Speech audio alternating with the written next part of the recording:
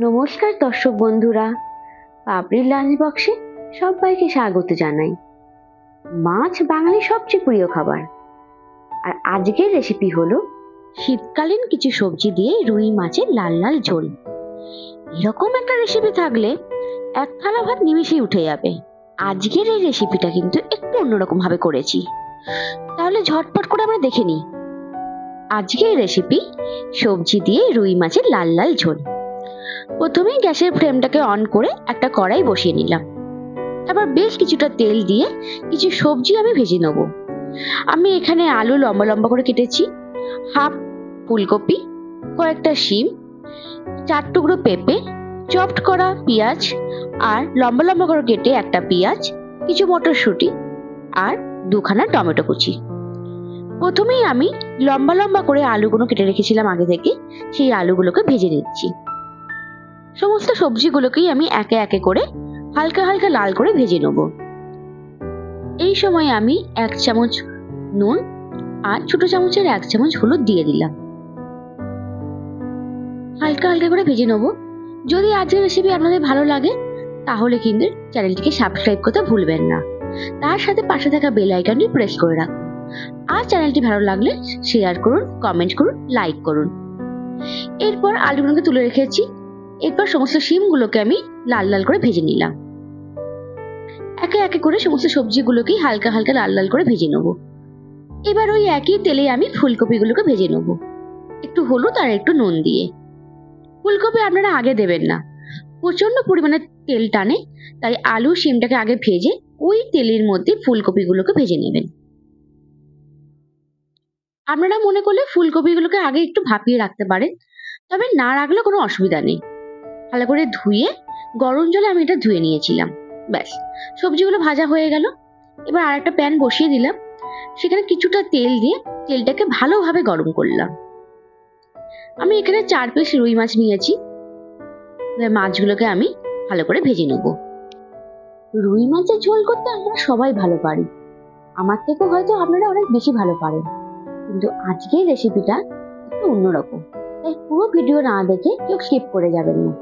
আশা করি সবার ভালো লাগবে, সবাই বাড়িতে একবার করে ট্রাই করবেন। দেখুন, লাল লাল করে আমি ভেজে নিলাম। এরপর আমি মাছগুলোকে তুলে নিচ্ছি। খুব লাল লাল করে আমি ভাজবো না, হালকা হালকা লাল লাল করে ভেজে নেব। মাছগুলো ভাজা হয়ে গেলে আগের কড়াইটা আমি আবার গ্যাসের ফ্লেমে বসিয়ে দিলাম আর কিছুটা তেল আমি দিয়ে দিলাম। আমি এখানে 3 থেকে 4 চামচ আরো তেল দিলাম। এরপর গোটা গরম মশলা একটু থেতো করে আর তার সাথে 1 চামচ গোটা জিরে দিয়ে তেলে দিয়ে দিলাম। তেল থেকে ফোড়নের গন্ধ বেরিয়ে এলে আগে থেকে কেটে রাখা পেঁয়াজের টুকরোগুলো সব দিয়ে দিলাম। এখানে আমি একটা পেঁয়াজ কুচি কুচি করে কেটে রেখেছি আর একটা পেঁয়াজ লম্বাভাবে কেটে রেখেছি। এরপর আমি দিলাম একটু কাশ্মীরি লঙ্কা গুঁড়ো। পেঁয়াজের সাথে একটু লঙ্কা গুঁড়ো দিয়ে দিলে ঝোলের রংটা বেশি পরিমাণে লাল হবে। আর দিলাম একটু আদা, একটু রসুন শিলে বেটে নিয়েছি, আমি এটা মিক্সিতে বাটিনি। 1 চামচ আদা বাটা আর 1 চামচ রসুন বাটা। এবার ভালোভাবে একটু নেড়ে আমি আগে থেকে কেটে রাখা টমেটো গুলো দিয়ে দিলাম। গ্যাসের ফ্লেমটা এই সময় আমি মিডিয়ামে রাখবো। এরপর লম্বা করে কেটে রাখা পেঁয়াজের টুকরোগুলো সমস্ত দিয়ে দিলাম। এই পেঁয়াজগুলো কিন্তু বেশি করে ভাজবো না, আধ কাঁচাই আমি রেখে দেবো, এতে ঝোলের টেস্টটা আরো সুন্দর হবে। তারপরেই আমি আগে থেকে ভেজে রাখা সমস্ত সবজিগুলো দিয়ে দিচ্ছি। ফুলকপি যেহেতু আগে থেকে সেদ্ধ করা নেই, তাই আমি এই সময় দিয়ে দিলাম। আর দিলাম 4 টুকরো পেঁপে। পেঁপেগুলোকে ভাজার দরকার নেই, এইভাবে কাঁচাই দেবেন। আর তার সাথে দিলাম একটু মটরশুঁটি। এই সমস্ত সবজিগুলো দিয়ে ভালোভাবে আমি 2 থেকে 3 মিনিট নাড়তে থাকবো। আর কিছু মশলা এই সময় আমি অ্যাড করব। 2 চামচ নুন, 1 চামচ জিরে গুঁড়ো, হাফ চামচ ধনে গুঁড়ো, হাফ চামচের মতো হলুদ গুঁড়ো আর কিছুটা লঙ্কা গুঁড়ো। আর দিলাম হাফ চামচের মতো সবজি মশলা। সবজি মশলা না থাকলে স্কিপ করে যেতে পারেন, কোনো অসুবিধা নেই। এরপর ভালোভাবে আমি সবজিগুলোকে নেড়ে আমি একটু গরম জল আগে থেকেই করে রেখেছিলাম, সেটা পরিমাণ মতো দিয়ে দিলাম। সবজিগুলোকে সেদ্ধ করার জন্য যতটা পরিমাণ জল দরকার আমি দিয়ে দিলাম। এরপর দিলাম একটু কাসুরি মেথি। এখানেও আপনারা না দিলে কোনো অসুবিধা নেই, কাসুরি মেথি দিলে মাছের ঝোলে খুবই টেস্ট হয়।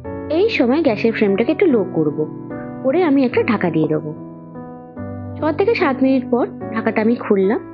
দেখুন ঝোলটা একটু টকবক করে ফুটছে, আর সবজিগুলো আমার অনেকটাই সেদ্ধ হয়ে গেছে।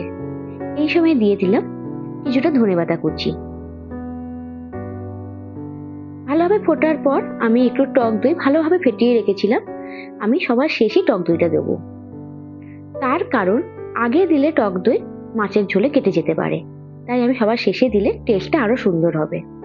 এইভাবে বাড়িতে আবার ঝোলটা বানাবেন, আশা করি সববার খুব ভালো লাগবে। ভালোভাবে ঝোলটা ফুটে উঠলে আমি আগে থেকে ভেজে রাখা মাছের টুকরোগুলো দিয়ে দিলাম। মাছ সবার শেষেই দেবেন, তাহলে মাছ ভেঙে যাওয়ার কোনো সম্ভাবনা থাকবে না। আর কয়েকটা কাঁচা লঙ্কা ভালো করে একটু থেতো করে আমি দিয়ে দিলাম। ব্যাস, আরো 4 থেকে 5 মিনিট ভালোভাবে ফুটিয়ে গ্যাসের ফ্লেমটাকে অফ করে আমি ঢাকা দিয়ে রাখলাম। আরো 10 থেকে 15 মিনিট পর ঢাকাটা এবার খুলে দিলাম। এরপর গরম গরম মাছের ঝোল পরিবেশন করুন ভাতের সাথে। অসাধারণ খেতে হয়েছে, আর গন্ধটাও বেরিয়েছে অসাধারণ। ফুলকপি শিমের গন্ধ এমনিই খুব ভালো লাগে আমার, তার সাথে নতুন আলু, আবার রুই মাছ। বাহ, এরকম একটা মাছের ঝোল করলে কিন্তু সববার খুব ভালো লাগবে। একবার ট্রাই করে দেখুন না, আশা করি কেউ আশাহত হবেন না। আজকে এইটুকুনি, আবার অন্য একদিন অন্য কোনো রেসিপি নিয়ে আসবো। টাটা।